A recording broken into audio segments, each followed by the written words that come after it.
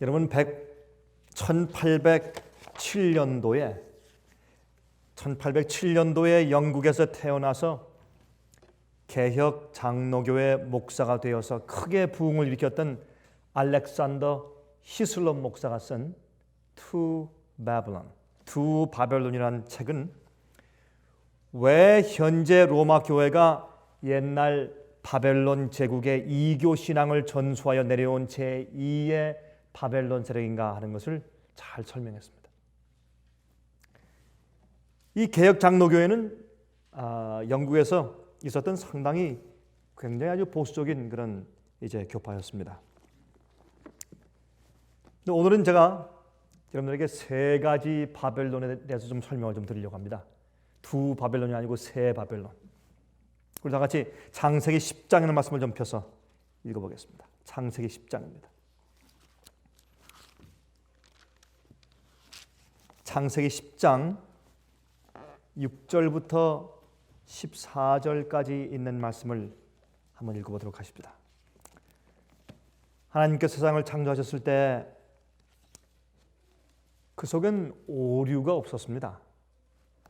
거기엔 죄가 없었지만 거기엔 오류가 없었습니다. 진리만 충만했습니다. 하나님을 아는 지식이 전혀 이제 진리 이외에 다른 섞인 것들이 없었습니다. 그러나 이제 인간들이 타락한 다음에 마귀가 하늘에서 일으킨 전쟁을 이 땅에 가지고 와서 이제 이 전쟁을 이제 계속할 때 가장 그가 이 지구를 가장 어렵게 만든 일은 사실은 오류를 퍼뜨리는 것입니다. 그 오류는 하나님께 대한 잘못된 이해입니다.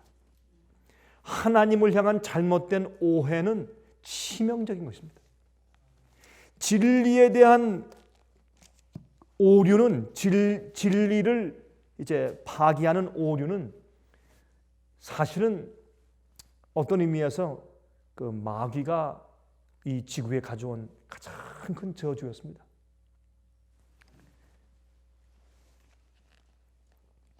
물론 우리가 죄라고 생각할 수 있지만 물론 오류도 죄입니다. 다 하여튼 하나님의 진리와 참된 빛에 어긋나는 모든 것들은 죄죠. 하지만 우리가 우리의 마음과 양심 속에서 죄 문제를 해결하는 것과 오류를 깨닫고 오류를 진리로 받아들이고 오류를 가지고 사는 것과는 조금 차이가 있습니다. 오류에 빠져버리면 잘못된 것을 진리로 믿고 살아버리면 참 그것은 정말 어려운 결과를 낳습니다. 정말 그 인생과 그 사람을 파괴시키는 엄청난 그런 결과들을 낳는 것을 우리가 보게 됩니다. 우리 창세기 10장 1절부터 있는 말씀을 좀 읽어보겠습니다. 노아의 아들 셈과 함과 야벳의 후예는 이러하니라. 홍수 후에 그들이 아들들을 낳았으니 야벳의 아들은 고멜과 마곡과 마대와 야완과 두발과 메섹과 디라스요. 고멜의 아들은 아스그나스와 리밧과 도갈마요. 야윈의 아들은 엘리사와 달시스와 깃딤과 도란임이라. 이들로부터 여러 나라 백성으로 나뉘어서 각기 방언과 종족과 나라대로 바닷가의 땅에 머물렀더라 그랬습니다. 여기 여러분들이 참 거의 잘 익히 들어보지 못하는 그런 이제 사람들의 이름들이 쭉 나열되어 있습니다. 그렇죠? 우리가 자주 읽지 않는 이제 그런 이름들입니다. 6절 함의 아들은 셈함 야벳이죠. 그 함의 아들은 구스와 미스라임과 붓과 가나안이요. 구스의 아들은 스바와 하윌라와 삽다와 라마와 삽드가요. 라마의 아들은 스바와 드다님이요. 자, 이제 8절부터 바벨론의 시작이 출발합니다. 구스가 또 니므롯을 낳았으니 그는 세상의 처음 영걸이라. 제일 처음에 이 세상에 큰 도시를 짓고서 사람들을 지배했던 첫 번째 이제 군주입니다. 첫 번째 독재자입니다. 첫 번째 왕입니다. 그가 여호와 앞에서 특이한 사냥꾼이 되었으므로 속담에 이르기를 아문은 여호와 앞에 니므롯 같은 특이한 사냥꾼이로다 하더라 그랬습니다. 여러분, 사냥꾼은 물론 이제 동물들을 잡아서 죽이는 이제 그런 일도 되겠지만은 사람들과 싸우는 전투사란 말입니다. 장군이란 말입니다. 여러분, 사실은 이 노아 홍수 이후에 이 땅에 있는 모든 식물들이 다 죽었기 때문에 당분간 그들이 이제 고기를 먹도록 주님께서 허용하신 것을 우리가 성경 가운데서 봅니다. 그러나 다시 식물들이 자라고 다시 씨를 뿌려서 다시 이제 작물들과 곡식들이 자랐을 때, 과일들이 자랐을 때 다시 그들이 원래 하나님께서 가나안에서 원래 그 이제 에덴 동산에 주신 원래의 다이어트로 돌아가는 것이 그들의 이제 행해야 할 의무였습니다. 그들이 해야 할 진리의 아는 것이었죠. 하지만 여기에 이제 이 니므롯은 특이한 사냥꾼으로 이제 고기를 먹는 육식을 하는 이런 정욕적인 그 일을 아주 앞장서서 이제 하게 되어서 굉장히 패션한, 굉장히 정욕적인 패션이한 이제 그런 사람이 되었다는 그런 뜻으로 여기 이제 특이한 사냥꾼이라고 이렇게 기록을 한 것입니다. 10절 그의 나라는 시날 땅의 바벨과 에렉과 악갓과 갈레에서 시작되었으며 그가 그 땅에서 아수르로 나아가 니느웨와 르호보딜과 갈라와 및 니느웨와 갈라 사이에 레센을 건축하였으며 미스라임은 루딤과 아나밈과 르하빔과 납두힘과 바드루심과 가슬로힘과 갑도림을 낳았더라. 여러분, 여기는 이 말씀들은 여기 이제 니므롯이 어떻게 제일 처음에 인류의 역사에 제일 처음에 어떻게 도시를 건설해 나가고 있는지에 대해서 여기 기록하고 있습니다. 제일 처음에 큰 도시들을 건축하기 시작했습니다. 니므롯이. 그래서 제일 첫 번째 그가 건축한 것이 바벨론입니다. 여기 나가서 시날 땅의 바벨과 그랬습니다. 10절에 10장 10절에 그의 나라는 시날 땅의 바벨과 에렉과 악갓과 갈레에서 시작되었으며 그랬습니다. 그래서 이제 바벨론을 제일 처음에 건설한 사람이 바로 이 함의 손자인 니므롯이었습니다. 니므롯. 그런데 여러분 알다시피 이 니므롯이 가르친, 특별히 그 니므롯의 부인이 가르친 이제 세미라모스가 가르친 그 거짓 오류가 사실은 오늘날 기독교에까지 계속 흘러서 이 세상의 많은 사람들의 진리에 반대해서 오류의 기반이 되는 그 바벨론 가르침이 사실은 그때부터 내려오게 된 것입니다. 여러분이 니므롯이 큰 도시를 건설한 다음에, 특별히 이 바벨론을 건설한 다음에 니므롯이 죽었습니다. 죽은 다음에 세미라무스가, 여러분 세미라무스는 사실은 그 많은 이교의 여신입니다. 여신들의 이름이 많은데 사실은 그 모든 여신들의 제일 처음 시작은 세미라무스입니다. 이 세미라무스는 니므롯의 부인이었습니다. 여왕이었습니다. 그런데 여왕이 자기 남편 니므롯이 죽은 다음에 자기 남편의 영혼이 저 태양 속에 들어가서 태양신이 되었다, 그렇게 가르쳤습니다. 그때부터 태양신을 섬기는 바벨론의 바알신의 종교가 시작된 것입니다. 또 그 아들이 담무스였습니다. 이 니므롯과 세미라무스의 이 아들이 담무스였는데 이 담무스가 곰 사냥을 하다가 그만 죽고 말았습니다. 그래서 굉장히 슬퍼한 나머지 어떤 또 전설을 만들었냐면 자기 아들 담무스의 영이 매년 봄이 되면 다시 부활해서 살아난다고 가르쳤습니다.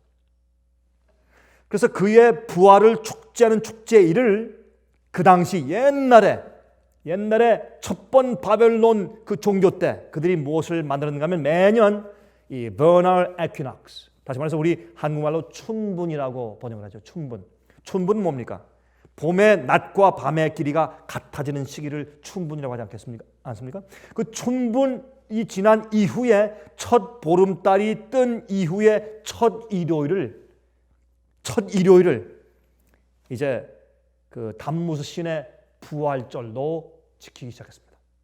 그것이 담무스 신의 부활절 날이었습니다. 이교 종교에 있어서. 그런데 이것이 말이죠, 기독교 안에 몰래 스며들어오더니 기독교에서 예수 그리스도의 부활절로 뒤바뀌어 버린 것입니다. 여러분, 부활절날 이스터라는 말과 예수님의 부활과는 전혀 상관이 없는 그런 단어입니다. 그러나 사실 이 이스터는, 이 부활절은 사실 옛날에 바벨론 도시에서 제일 처음에 생긴 이 태양신을 숭배하던, 매년 버널 에퀴낙스 이후 첫 보름달이 된 이후 첫 일요를 지키던 이교의 태양신 숭배의 습관이 기독교에 들어와서 예수 그리스도의 부활절로 탈바꿈한 것입니다. 이렇게 해서 여러분, 사실은 이 바벨론 하면, 여러분, 바벨론의 뜻이 무엇입니까? 혼잡하다, 섞였다 그런 뜻 아니겠습니까? 진리와 오류가 섞인 겁니다. 이 진리와 오류가 섞이는 제일 처음의 시작이 바벨론입니다.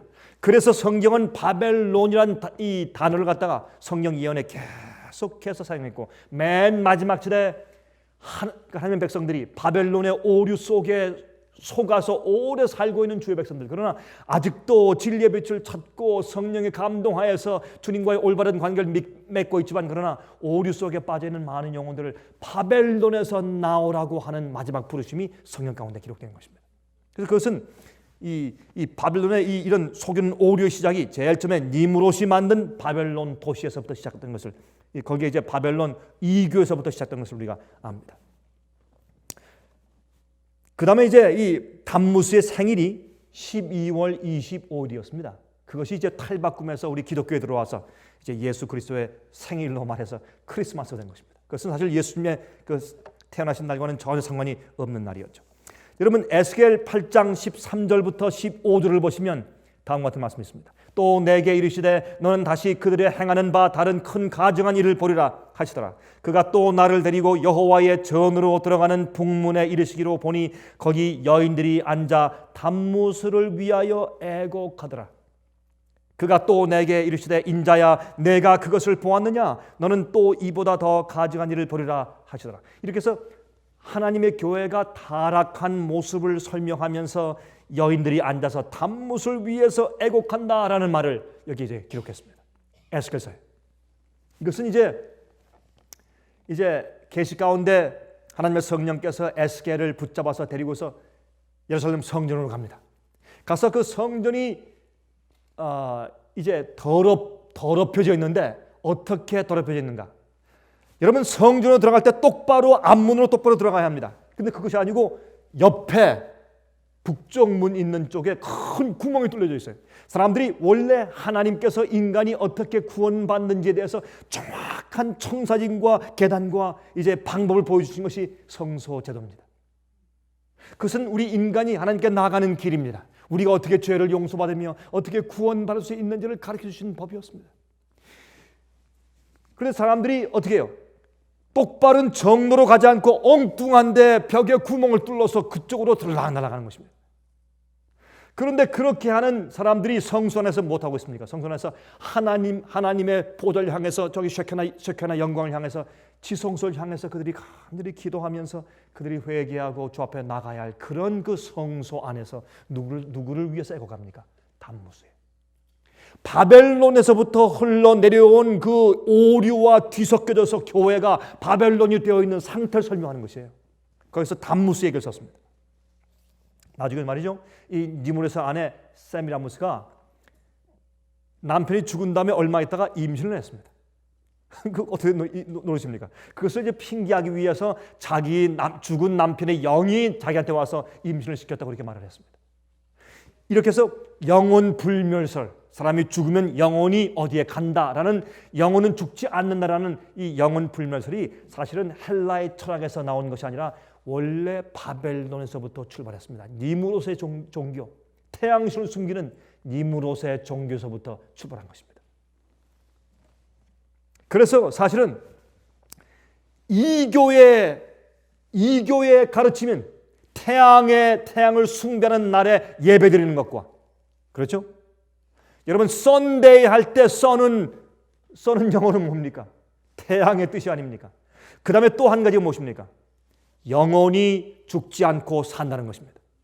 성경은 두 가지를 분명히 성경적으로 말합니다.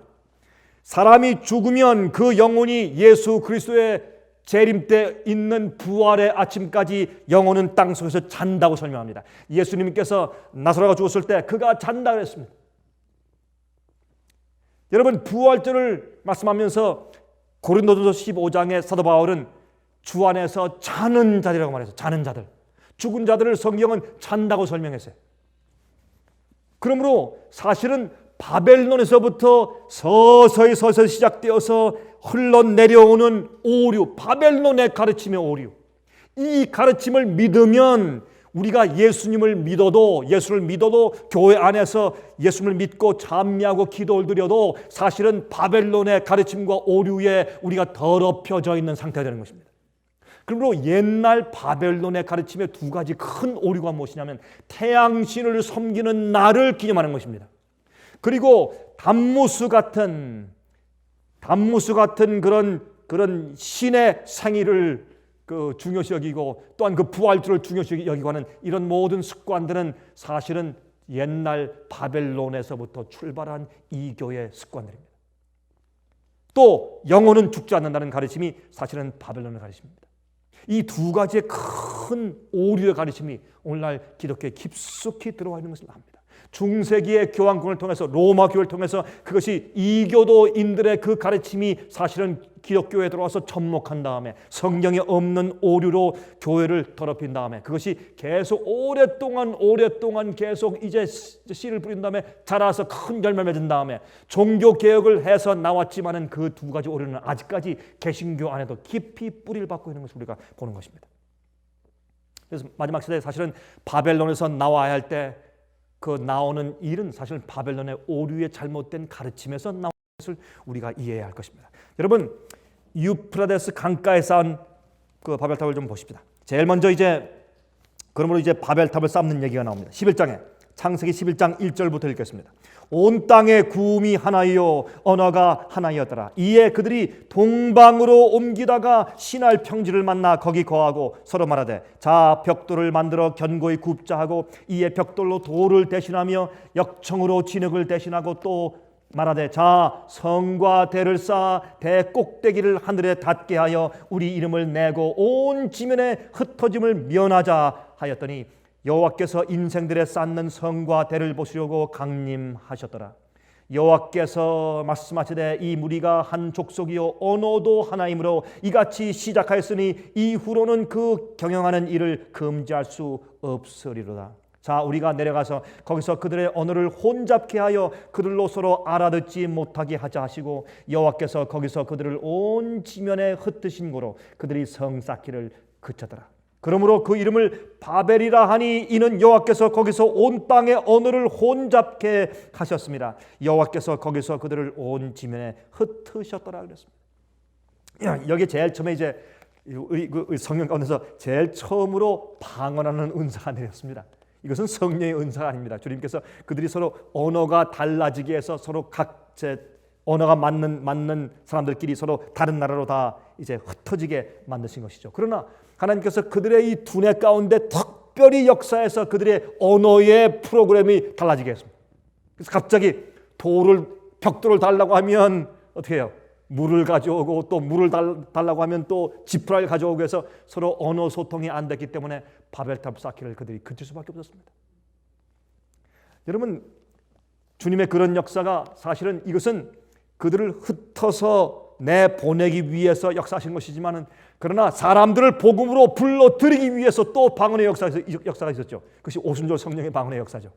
마지막 시대에도 그런 성령의 방언의 역사가 마지막 주님의 백성들에게 바벨론에서 주의 백성들을 오류에서 나오라고 외칠 때 큰 역사가 다시 한번 있을 것입니다. 그때 여러분과 제가 그것에 꼭 함께 있기를 바랍니다. 얼마나 중요한 역사가 앞으로 올지 모르겠습니다. 그런데 여기 보니까 이제 그들이 이제 이 바벨탑을 쌓았습니다. 여러분 바벨탑을 쌓는 것은 무엇입니까? 바벨론의 시작은 어떻게 하나님 대신에 엉뚱한 신을, 이교신을 섬기는데, 사실은 그것이 마귀죠. 마귀를 섬기는데 하나님 참 진리 이외에 그것을 조금 바꿔서 그 디그를 조금씩 돌려서 하나님을 섬기는 것 같지만은 오류를 집어넣어서 신을 섬기게 하는 모든 것들은 사실 마귀 자신을 섬기게 하는 그런 이제 이교의 이제 가르침들이죠. 그래서 마귀가 이제 그 일에 성공을 합니다. 성공을 하는데, 바벨탑은 여러분 뭡니까? 바벨탑은 하나님께서 인간들이 더 이상 하나님이 필요 없다고 성령을 완전히 거절하자 주님께서 120년 동안 노아를 통해서 계속 역사하셨습니다. 계속 말씀하셨습니다. 이 세상에 있는 거의 모든 사람들이 전부 다 거절했습니다. 물론 진리를 받아들이고 올바로 믿다가 미리 죽은 사람들이 있었겠죠. 그러나 사실은 홍수가 오는 그날에는 노아의 한 가족밖에는 그 하나님의 말씀을 받는 사람들이 없었습니다. 참 기가 막힌 사실이죠.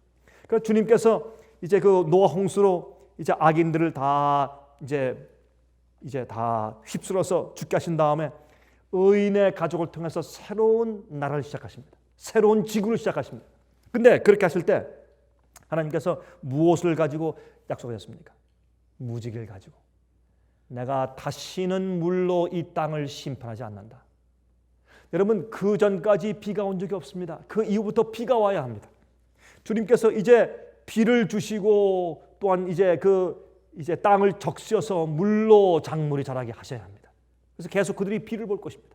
그러나 비가 한번 왔을 때 이 세상에 홍수가 생긴 것 때문에 비가 올 때마다 그들이 얼마나 두려웠겠습니까? 그래서 주님께서 이제 그 인생들에게 무지개를 주시면서 비가 와도 걱정하지 말아라. 내가 다시는 이 지구를 물의 홍수를 통해서 멸망치 않겠다라고 약속하셨습니다. 그 하나님의 약속을 그들이 믿지 않는 것이 바벨탑입니다. 그렇죠. 그래서 그들이 자기들의 열심과 자기들의 어떻게 행함과 자기들의 수고와 자기들의 노력과 자기들의 공로로 무엇을 쌓아서 자기들을 구원하려고 하는 그 의도가 바벨탑의 철학이었습니다. 하나님의 멸망과 하나님의 심판을 피하는데 주님의 약속을 믿는 믿음으로 하지 아니하고 자기들의 행함과 자기들의 열심히 있는 노력과 공로를 통해서 무엇을 쌓아서 심판을 피하려고 하는 그런 정신이 바벨탑을 쌓은 정신이었습니다. 여러분, 그래서 많은 기독교에서 가르침들이 아직도, 여러분, 세상에는 다른 종파들은 물론이고 세상에는 다른 모든 이교들과 모든 종교들은 다 물론이지만 기독교 안에도 많은 사람들이 아직도 행함과 공로로 자기들을 구원하려고 하는 자기 개발의 신앙들을 믿고 있는 사람들이 참 많이 있는 것을 가끔 보게 됩니다. 자기 개발의 self-development, self-improvement, 자기가 점점 나아지는 어떤 그런 신앙 태도를 갖는 사람들을 우리가 많이 보는 것입니다. 여러분, 성경은 말하기를 하나님께서 우리 속에 새로운 마음을 주셔서 너희 안에 이 마음을 품으라 곧 그리스도 예수의 마음이니, 우리의 구원은 창조에 있습니다. 그래서 여러분, 성경의 넷째 계명은 나 여호와가 엿새 동안 하늘과 땅과 바다와 그 가운데 있는 모든 만물을 창조했기 때문에 내가 너에게 안식일을 준다고 말씀하신 겁니다. 구원은 하나님께서 우리 인간을 재창조하시는 데 있습니다. 구원은 예수님께서 우리 대신해서 십자가에 돌아가심으로 우리 죄를 깨끗게 하시는 일에 있습니다. 그 다음에 깨끗하게 된 마음에 하나님께서 원래 우리 인간에게 주시려고 계획하신 예수 그리스도의 마음, 깨끗한 그런 마음을 우리에게 재창조해 주심으로 구원이 가능해지는 것입니다. 구원은 용서만으로 끝나는 것은 아니죠. 물론 여러분 보십시오. 바벨탑이 쌓아졌을 때 이 세상의 마귀가 구원의 가르침을 자기 개발의 신앙으로, 그렇죠?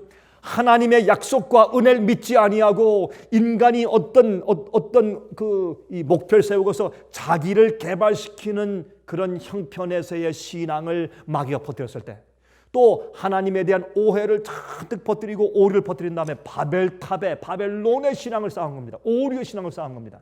그 바벨론의 신앙 가운데 가장 중요한 의미가 뭐냐면 우리 아까 얘기했지만 물론 두 가지 오류는 태양신을 섬기는 날을 중요시 여기는 것입니다. 두 번째, 영혼 불멸이랍니다. 영혼은 죽지 않는다. 그러나 구원의 도에 있어서 바벨탑은 하나님께서 말씀하신 약속을 믿는 믿음으로 구원받는 것이 아니라 우리가 인간적으로 공로를 쌓아서 행함으로 구원받으려고 하는 그런 애를 쓰는 그런 철학이 바로 바벨론의 구원의 도리인 것입니다.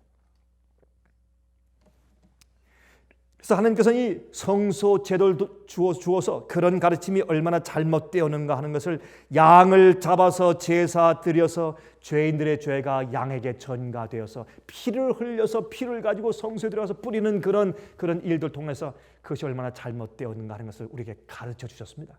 그 성소 제도 자체가 바빌론의 그 구원에 잘못된 것을 얼마나 정확하게 배격하고 있는지 모르겠습니다. 그래서 하나님의 약속과 은혜로 구원받는 것을 이제 설명해 주신 것입니다. 여러분, 그런데 그 하나님의 약속은 창조입니다. 우리 마음속에 들어오셔서 성령께서 우리 마음 가운데 새로운 마음을 창조하시고 여러분 하나님의 뜻대로 살도록 우리 마음을 재창조해 주심으로 할 수 있게 해주시는 것입니다. 구원은 창조입니다. 구원은 우리가 무엇을 해서 우리가 바꾸거나 치료하거나 우리가 고치는 것이 아닙니다. 여러분, 두 번째 바빌론이 있어요. 두 번째 바빌론의 건설은 다니엘 3장에 나옵니다. 다니엘 3장을 좀 보십시다.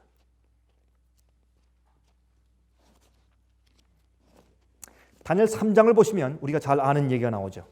여러분, 느부갓네살 왕이 세계적인 종교 연합 운동과 우상 숭배를 강요하게 되는 것을 우리가 보게 됩니다.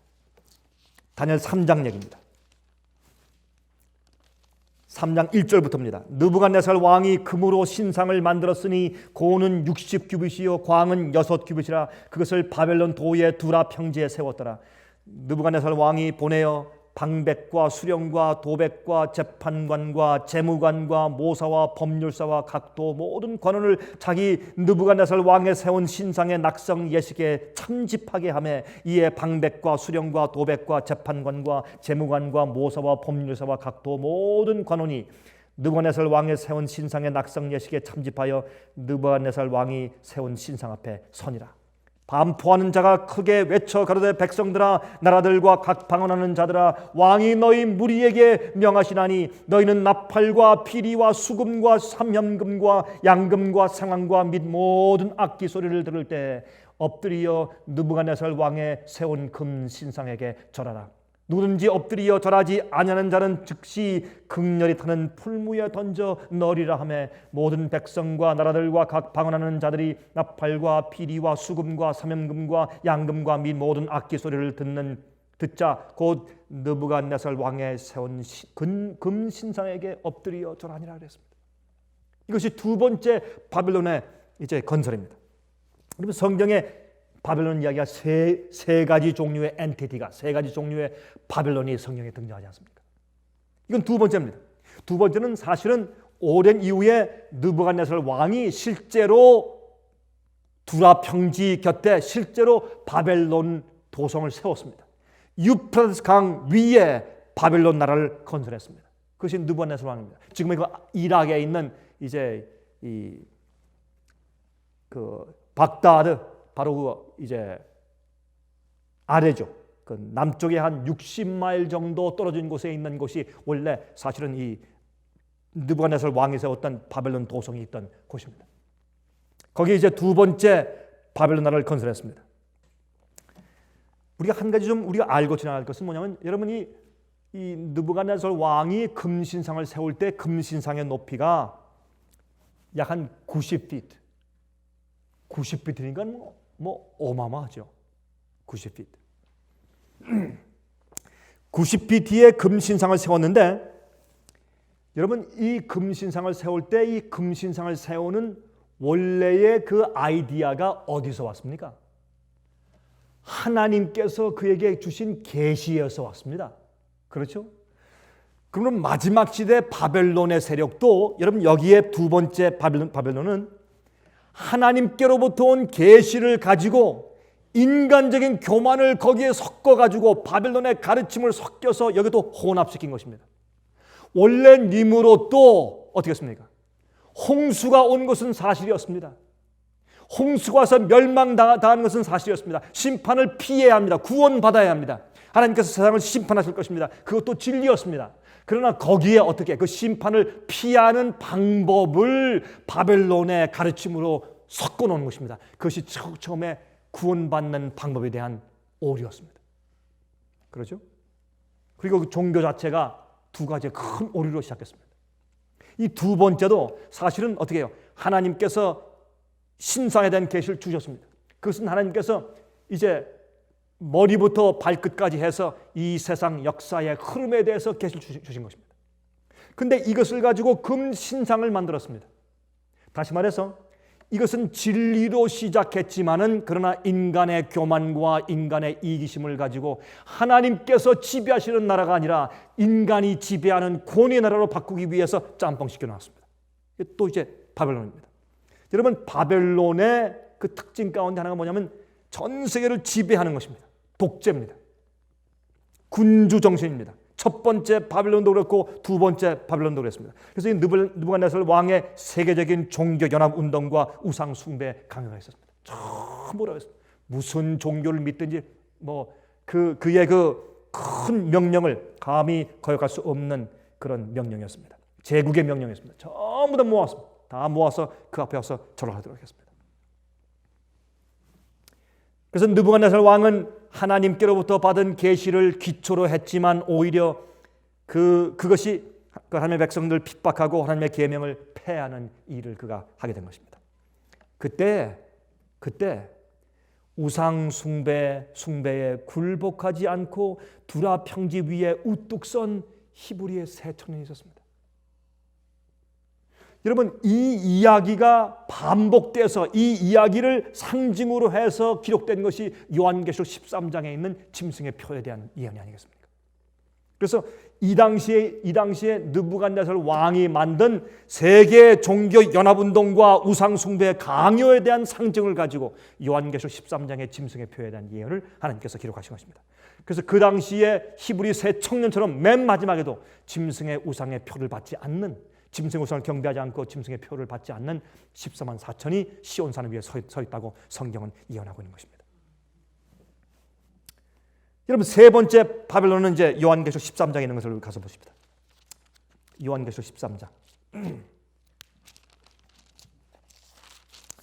요한계시록 13장 11절부터 있는 우리가 잘 아는 말씀을 우리가 좀 같이 읽어보도록 하십니다.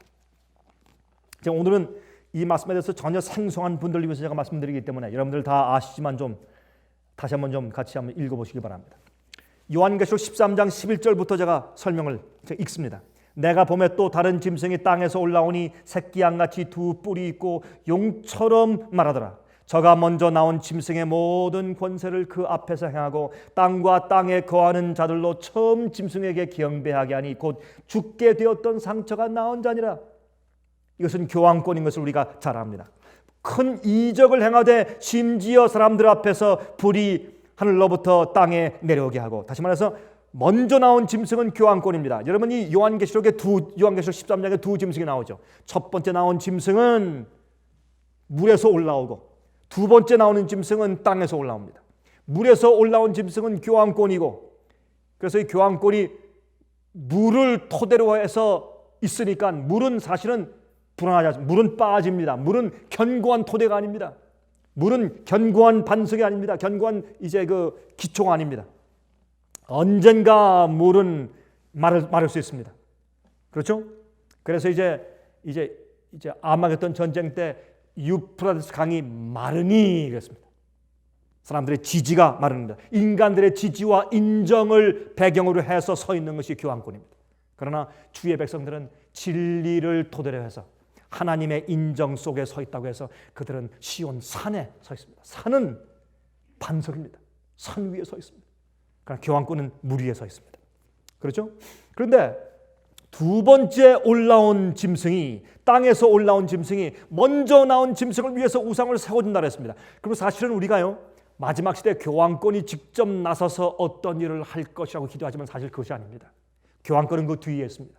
교황권을 세워주기 위해서 앞에 나서는 이 미국을 상징하는 새끼양 같은 이 짐승이 앞에서 그 일을 다 하는 것입니다. 앞으로 오는 짐승의 표의 핍박은 미국이 하는 것입니다. 교황권이 하지 않습니다. 여러분 성경을 보시면 미국이 합니다. 교황권이 하지 않습니다. 그러므로 여러분 어떤 사람들 묻습니다. 아니 그 목사님께서 교황권에 대한 것을 많이 강조하시는데 교황권의 큰 어떤 군부적인 군사적인 무력적인 강하는 그런 일들을 우리가 지금 보지 못하지 않습니까? 그 뒤에 있는 배후 세력이고 교황권은 그러나 그 앞서서 원래 성도를 핍박하고 죽이고 한 그런 모든 일들이 중세기에 있었지 않습니까? 그러나 교황이 누굴 통해서 했습니까? 로마 제국에서 했습니다. 그래서 로마 제국은 네 번째 왕국인데 여러분 그 바벨론 7장 다니엘 7장에 있는 그 네 번째 왕국을 용 같은 짐승으로 무섭고 이상한 짐승으로 표현했지 않습니까? 네 번째 짐승을 말입니다. 그렇죠? 바벨론, 메데페르시아, 헬라, 로마 할 때 그 이제 네 번째 짐승 말입니다. 그런데 보시면 요한계시록 13장 2절 보시면 내가 본 짐승은 표범과 비슷하고 그 발은 곰의 발 같고 그 입은 사자의 입 같은데 누가 그랬습니까? 용이 자기의 능력과 보좌와 큰 권세를 그에게 주었더라. 다시 말해서 누가요? 여기 보니까 로마 제국이 물론 마귀가 한 것이지만 마귀가 누굴 통해서 로마 제국의 그 부와 경제력과 로마 제국의 군사력을 통해서 교황권을 뒷받침해서 교황이 세계를 지배하는 교회의 머리요 세상의 이단을 규탄하고 이단을 척결하고 이단을 정죄할 수 있는 이단을 정죄할 수 있는 정죄자로 그를 군림시킨 겁니다. 그래서 그가 뭘 했습니까? 그가 주의 백성들을 핍박하고 진리를 믿는 사람들을 핍박할 수 있는 고난을 갖게 된 것입니다. 그를 누가 했습니까? 로마의 교황이었습니다. 그래서 용이 그에게 권세를 주고 보좌를 주었어요. 근데 이제 마지막 시대 그 일을 누가 하는 것입니까? 미국이 하는 것입니다. 그래서 로마 나라가 실제로 교황이 중세에 핍박했지만 교황이 무슨 힘이 있습니까? 로마 나라가 그 일을 한 것입니다. 대신해서 마지막 시대도 마찬가지입니다. 그래서 12절에 저가 먼저 나온 짐승의 모든 권세를 그 앞에 행하고 두 번째 나온 양같이 두 뿔 가진 이 미국이 먼저 나온 짐승 교황권의 모든 권세를 그 앞에서 대신 행하고 땅과 땅에 거하는 자들로 처음 짐승에게 경배하게 하니 곧 죽게 되었던 상처가 나은 자니라 그랬습니다. 여러분 그래서 11절 보시면 내가 봄에 또 다른 짐승이 땅에서 올라오니 새끼 양같이 두 뿔이 있고 무엇처럼 말한다 그랬습니까? 용처럼 말하더라. 그래서 다른 용이 나옵니다. 또 하나 새로운 용이 나와요.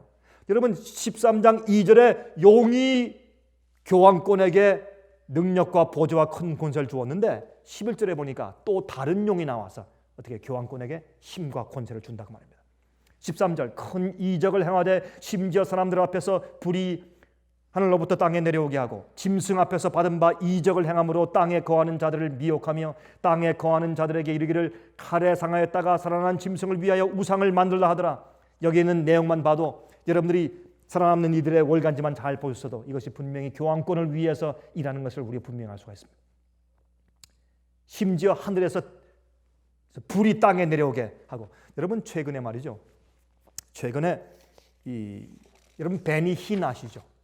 베니 힌 그 목사가 인도에 가서 집회를 했는데 지금부터 한 몇 달 전입니다. 최근입니다. 인도에 가서 집회를 했는데 한 100만 명이 모였어요. 한 100만이 모였는데 그 100만 명이 전부 다 손을 들고 막 흔들면서 노래를 부르는데 그 찬송도 아니고 이것도 무슨 동요도 아니고 똑같이 그 노래를 갖다가 몇 시간 동안 계속해서 반복하고 불러요. 여러분 같은 것을 똑같이 반복해서 노래하거나 반복해서 말하는 것은 최면술입니다. 대중최면이에요. 계속해서 반복하는 것은 여러분 주문을 외우는 것입니다. 여러분 성경 가운데 주 앞에 기도할 때 이방인처럼 중언부언하지 말라. 중언이 뭐예요? 똑같은 말을 자꾸 반복하지 말라 그래서 하는 예수께서 말씀하시는 너희가 이방인처럼 기도할 때 중언부언하지 말아라. 이교인들이 태양신을 섬길 때 하는 말들이 여러분 미신 섬기는 사람들이 하는 기도가 중언부언하는 것입니다. 이 사람들이 몇 시간 동안 100만 명이 손을 흔들면서 몇 시간 동안 똑같은 말을 계속 반복했는데 그 말이 이런 말입니다. Fire, fire, fire, come down upon me. Fire, fire, fire, come down upon me. 불이여 내게 내려오소서. 그 말을 몇 시간 동안 계속해서 반복했습니다. 여러분, 그건 무엇입니까? 마귀의 악령에게 주문하는 것입니다. 마귀의 악령에게 기도하는 것입니다. 성경은 말하기를 마지막 시대에 심지어 하늘에서 불이 내려오게 할 것이라고요. 여러분, 이런 집회 간 사람들은 말이죠, 눈에 불이 내려오는 것이 보인대요. 막 불덩어들이 막 떨어져서 사람들 머리 위에 있는 것을 그 사람들이 환상 비슷하게 본다는 겁니다. 이것은 오순절날 불이 임한 그런 일들을 마귀가 완전히 모조해서 사람들을 기만하고 속이는 것인 것을 우리가 아는 것입니다. 그런 일들이 실제로 지금 있는 것을 우리가 봅니다. 짐승 앞에서 받은 바 이적을 행함으로 땅에 거하는 자들을 미혹하며, 그렇습니다. 15절에 저가 권세를 받아 그 짐승의 우상에게 생기를 주어 그 짐승의 우상으로 말하게 하고 또 짐승의 우상에게 경배하지 아니하는 자는 몇이든지 다 죽이게 하더라. 그가 권세를 받았어요. 누가? 미국이. 누구에게서? 교황권에게서. 그가 권세를 받았다 그랬어요. 여러분, 지난주에 요한 바오로 2세 교황이 미국에 있는 천주교 신부들과 감독들을 다 불러 모아서 그 대표들 앞에서 특별히 부탁을 했습니다. 그 부탁을 했는데 이렇게 부탁했습니다. 오늘날 이 세계는 특별한 그런 특별 세대로 우리가 몰입하고 있다. 그러므로 여러분들은 세계 종교 연합과 새로운 문화 창조를 위해서 특별한 일들을 해야 된다. 9.11 사태 이후에 미국의 임무는 막중하다. 미국은 이제 새로운 세대에 들어가기 위해서 세계 종교 연합과 새로운 문화 창조를 위해서 큰 임무를 수행해야 할 것이다. 그렇게 말했습니다. 여러분, 이것이 무엇입니까? 성경 예언을 이해하는 사람들만이 이것이 무슨 뜻인지 정말 알 수가 있습니다. 그러면 우리가 눈에 잘 보이지 않지만은 여러 가지 힌트를 보면서 교황권과 이 미합중국이 얼마나 아주 긴밀하게 연락하고 있는가 하는 것을 우리가 보게 되는 것입니다. 16절, 저가 모든 자 곧 작은 자나 큰 자나 부자나 빈궁한 자나 자유한 자나 종들로 그 오른손이나 이마에 표를 받게 하고 누구든지 이 표를 가진 자 외에는 매매를 못하게 하니 이 표는 곧 짐승의 이름이나 그 이름의 수라. 여러분, 이 짐승의 표를 얘기할 때 사람들이 자꾸 짐승의 표만 자꾸 얘기해요. 표. 무슨 컴퓨터에 바코드다, 무슨 이마에 레이저 광선을 새긴다, 오른손에 새긴다, 그것만 강조를 합니다. 여러분, 여기 말하기를 짐승의 표입니다. 짐승의 표가 중요한 것보다 짐승이 누군가 하는 것이 더 중요하지 않습니까? 짐승이 누군가를 알아야 짐승의 권위를 상징하는 표가 무엇인지를 우리가 이해하게 되죠. 그래서 여기에 봐도 느부갓네살 왕 당시에 두라 평지에 세웠던 큰 금신상, 거기에서 모든 그 사람들이 무슨 종교를 믿었든지 불문하고 그 제국의 왕의 명령에 전부 모여와서 만조백관들이 큰 자나 작은 자나 부한 자나 가난한 자나 남녀노소 불문코 전부 다 끌려와서 그 앞에 절을 해야 합니다. 그들이 원하든지 그것을 믿든지 안 믿든지 무조건 절을 해야 합니다. 그것이 두 번째 바벨론 왕국의 특징이었습니다. 세계 종교 연합과 우상 숭배에 대한 강요입니다. 이 일이 마지막 시대에 다시 한번 반복되는데 그것이 무엇입니까? 바벨론의 교회를 통해서. 무엇이 바벨론입니까? 원래 니무롯이 만들었던 바벨론 종교의 그 잘못된 오류의 특징을 그대로 전수해서 가지고 있는 믿는 자들이 바벨론 세력 가운데 있는 것입니다.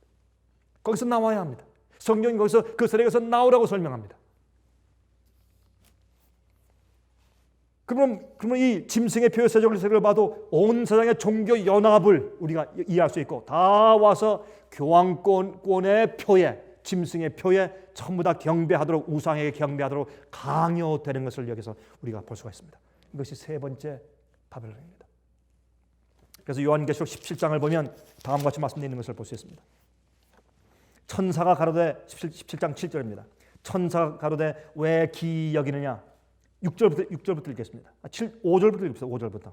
그 이마에 이름이 기록되었으니 비밀이라 큰 바벨론이라 땅의 음녀들과 가증한 것들의 엄이라 하였더라. 자 보세요. 또 내가 보매 이 여자가 성도들의 피와 예수의 증인들의 피에 취한지라 내가 그 여자를 보고 기이 여기고 크게 기이 여기니. 다시 말해서 여기 있는 말씀 보면 중세기 때 주의 참 백성들의 피를 흘려서 많은 순교자를 낸 일을 한 세력은 로마 교황권입니다. 그 로마 교황권들이 이 여자가, 이건 음녀죠. 정결한 처녀가 아니고 음녀가 성도들의 피와 예수의 증인들의 피에 취했습니다.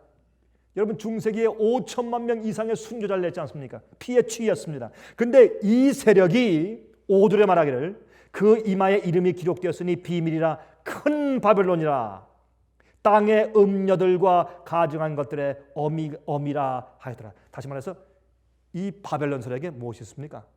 딸들이 있습니다.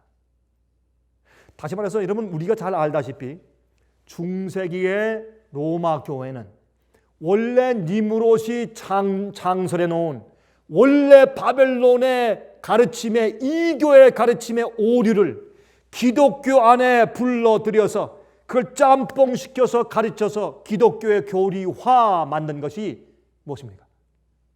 교황권의 세력입니다.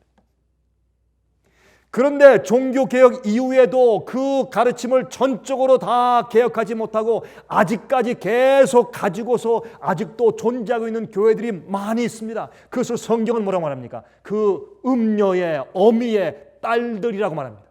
그래서 여기에 보면 이 마지막 시대의 영적인 기독교회가 바벨론을 되었다고 여기 말씀하고 있는데 그 바벨론을 처음엔 큰 바벨론이요. 이것은 음녀들의 어미가 있고 딸들이 있어요. 여러분 딸들은 무슨 뜻입니까? 그 어머니가 낳았단 말입니다. 품어서 낳았단 말입니다.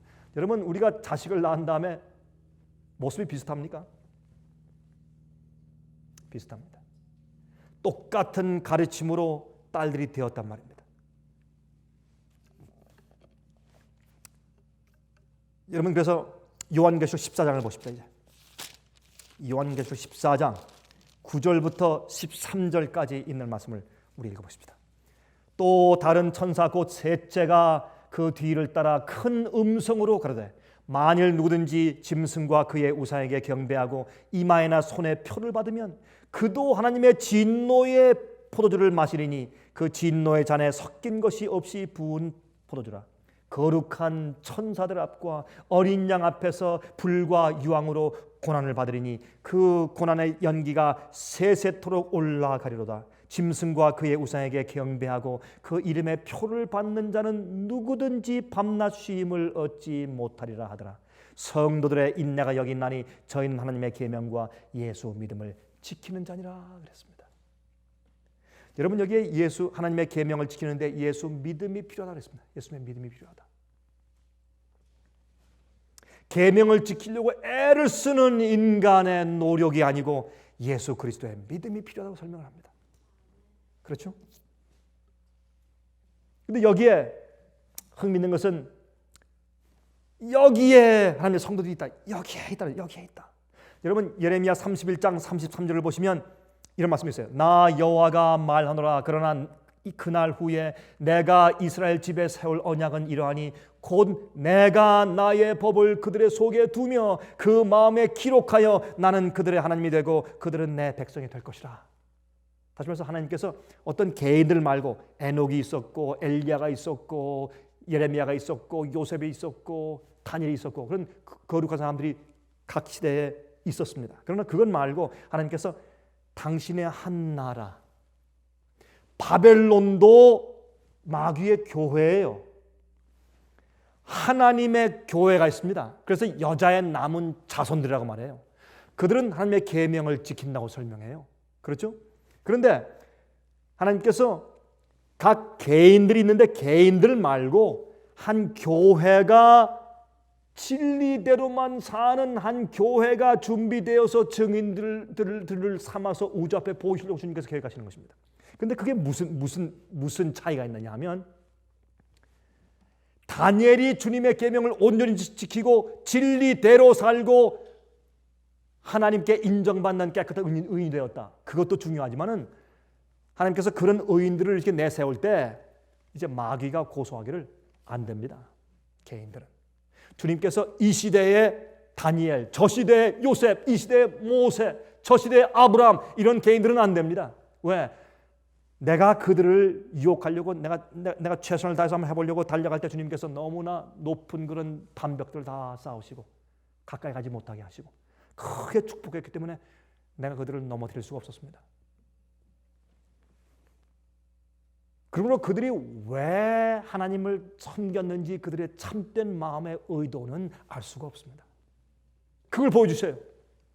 라고 말하기 때문에 주님께서 사실은 맨 마지막 시대 진짜 진리만 가지고 하나님의 계명을 온전히 지키는 마지막 백성들을 어떻게 주님께서 증인으로 보여주셨느냐면 세상의 은혜현이 끝나야 합니다. 하늘의 중보자가 없어야 합니다.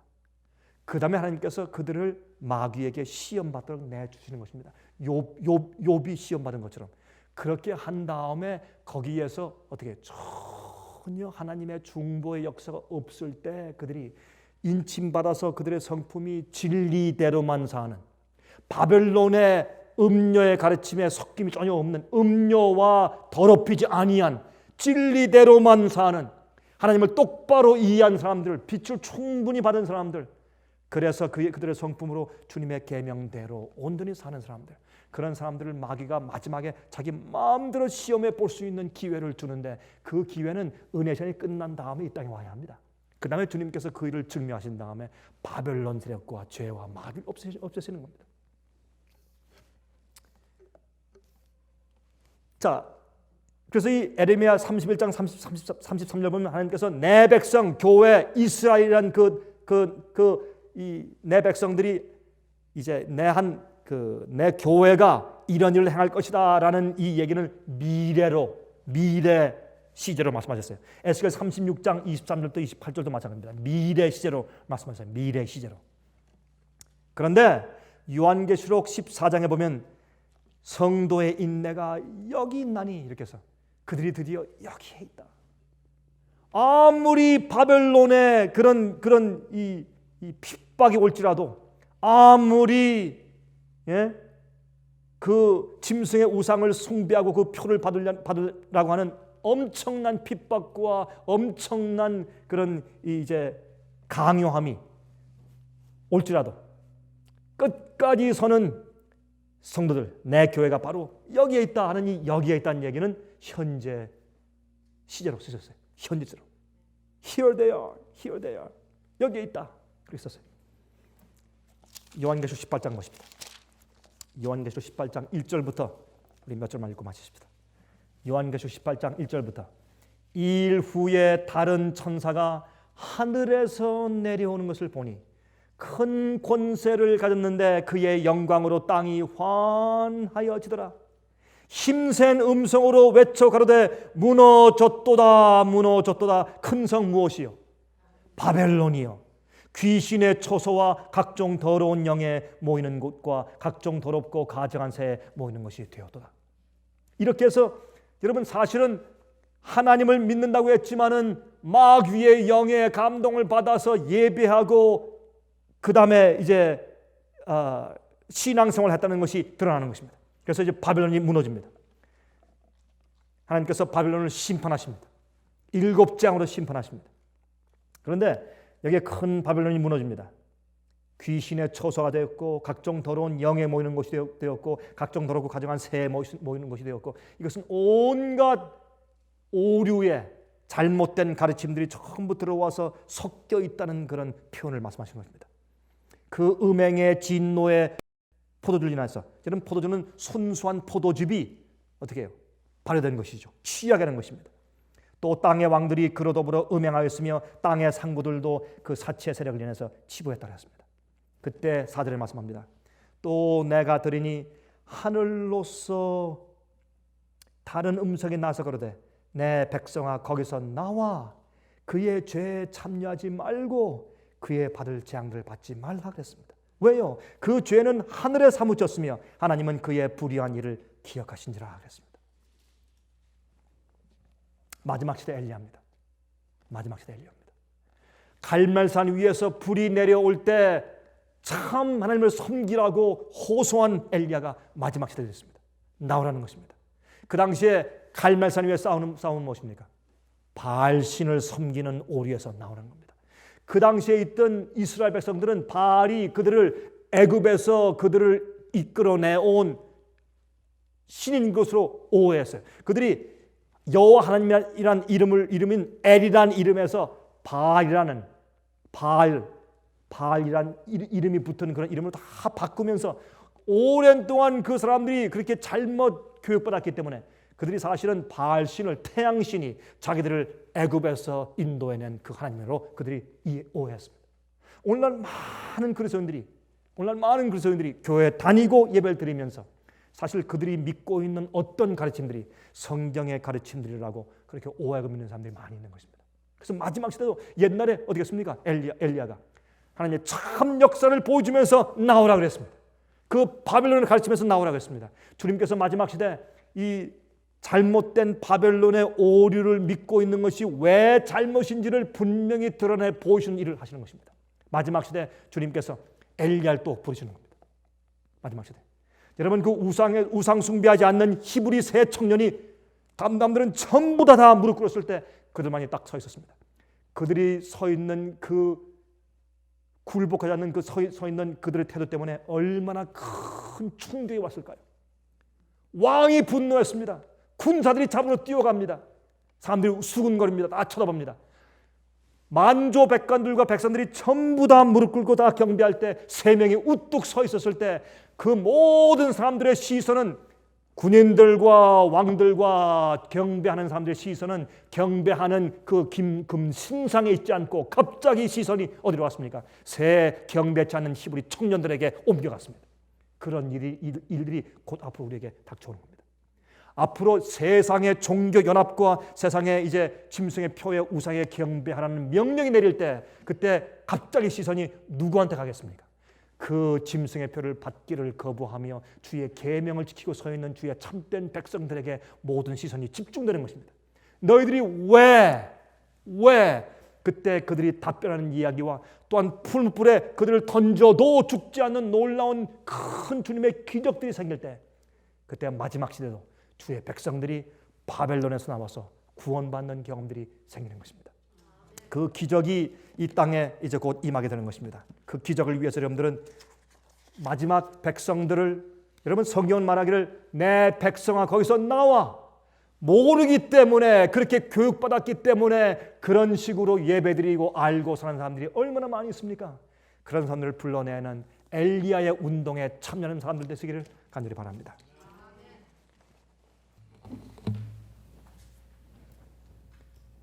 하늘에 계신 우리 아버지,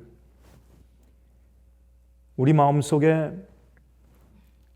바벨론의 오류로 더럽힘 받는 그런 경험이 없어야 합니다. 주님, 제일 먼저 잘못된 가르침에서 해방될 수 있도록 축복해 주시고, 또한 죄에서 더럽힘 받지 않는 순결한 품성들을 허락해 주시기를 간절히 기도합니다. 주님이시여, 이 세상에 잘못된 구원의 가르침도 많고 또한 하나님께 대한 오해에 대한 그런 가르침들이 얼마나 많이 흩어져 있는지 모릅니다. 주님이시여, 모르고 그대로 습관적으로 따르는 많은 영혼들이, 그러나 성경에는 그들을 나의 백성이라고 말씀되어 있사오니 주여, 그런 백성들 속에서 아직도 주님과 올바른 관계를 맺고 있는 많은 영혼들 주께서 준비하시고 계신 것을 믿사오니 그들을 구원해 주시기를 간절히 기도합니다. 주님의 크신 역사가 함께 하시길 주 앞에 기도하며 성령의 음성을 어디 있든지 계속 듣는 그런 간절한 의를 사모하고 목마른 심정들을 허락하여 주시옵소서. 주님, 그리고 저에게 축복하시사 성령으로 옛날 엘리야처럼 주의 백성들을 오류에서 불러내는 일들에 우리가 모두 참여할 수 있도록 축복하여 주시옵소서. 우리를 먼저 오류에서 해방시키시고 또한 죄의 더럽힘에서 해방시키셔서 정말 주의 법궤를 매는 자들은 더러움에서 나와서 정결함을 입으라고 말씀하셨사오니 저희 마음속에 항상 깨끗한 마음을 유지하는 놀라운 경험들을 허락해 주시옵소서. 살아계신 예수 그리스도의 거룩하신 이름을 의지해서 간절하게 기도합니다.